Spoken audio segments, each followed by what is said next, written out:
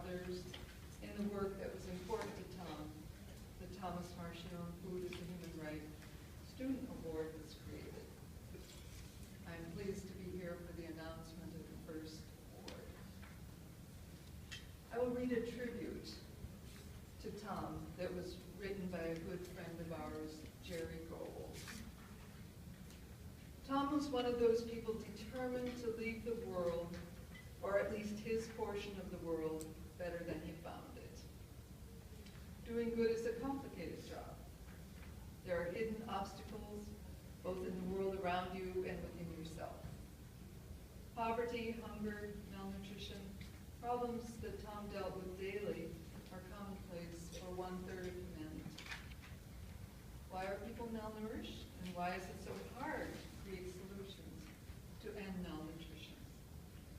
Why do these problems persist when knowledge and resources are available to solve them? The humanist in Tom always saw the core humanity in all people. But the anthropologist and the intellectual in Tom understood how easily differences in culture, status, self-interest, and resources make it difficult to communicate and collaborate.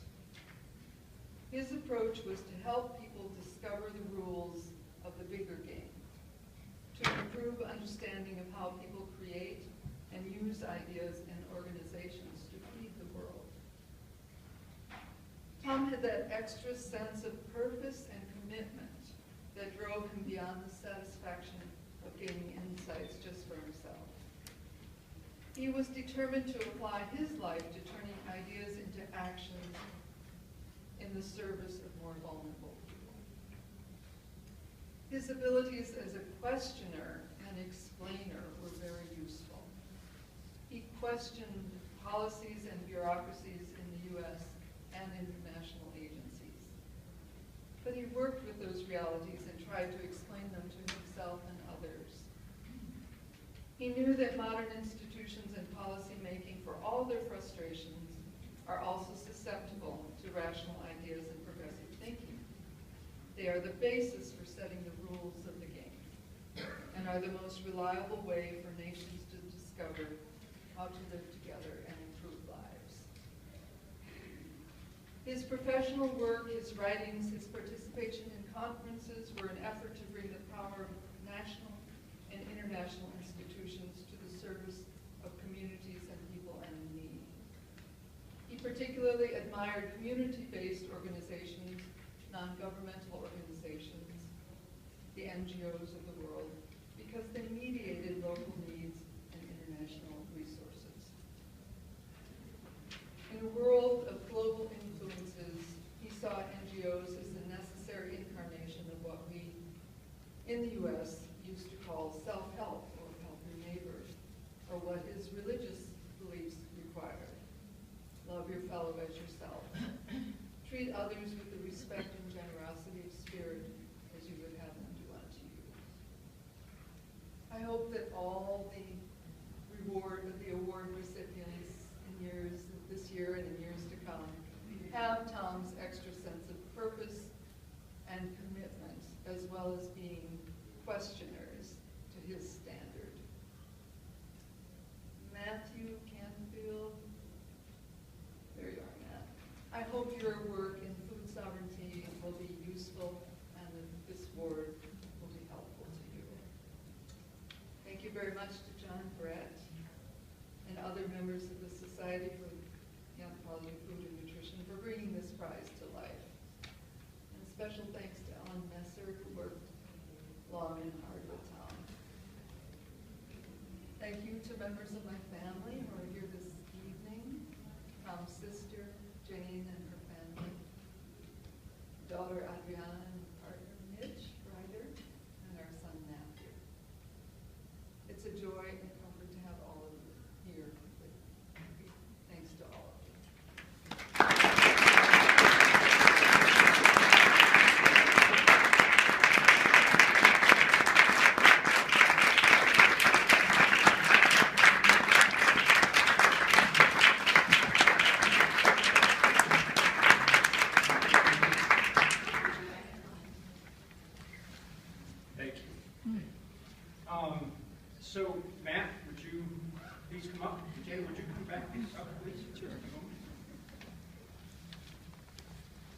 So, I printed out the first couple of pages of, or pages, excuse me. I'm not going to read 2 pages. 2 paragraphs of Matt's paper, which I can't read without my glasses, so excuse me. I was told that my little cute glasses were very elegant yesterday. My wife would be surprised that anybody would think I am elegant. But rather than read this, I'm going to let Matt give his 45-second elevator speech on his work. I warned him ahead of time. On what he's doing and why it's important. It was I can only underline that every one of us that read the proposals, his was immediately at the top. It's clear, it's elegant, it's important work, and so we're very pleased and honored to be able to give him this inaugural prize. So you want to explain just very briefly? You need your notes. Well, I just want to say how honored I am really to receive this and to be part of the legacy of Dr. Marchione's work. My research is really looking at the way that activists in the U.S. and also within the transnational food sovereignty movement are mobilizing the language of the right to food and some of the obstacles they're facing in terms of new legal regimes governing the right to food, both in the United States and within international intergovernmental organizations. So I'm hoping that through this research, we to ultimately contribute to Dr. Marchione's work of really conceptualizing and helping to frame how we can make the right to food real for those throughout the U.S., but also for those advocating for the right to food everywhere. So thank you so much.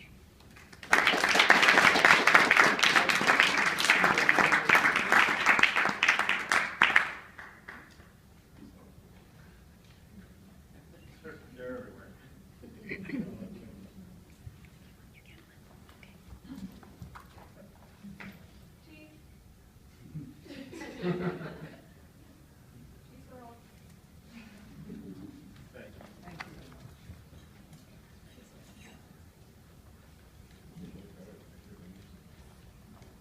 All right, David. Please. She should be here any minute. So and lo and behold, she walks in the door. Wow. I just want to point out, I've been following the Twitter feed, AAA 2013, and Lynn Mulling's speech has been getting, as recently as 45 seconds ago, tweets. Oh. So I was surprised you're here. Well, she's not done, but I had someone take over for me who's very competent. There you go. Do you have this up there, or you want me to plug this in? No. Wow. You're good. All right, I don't need this.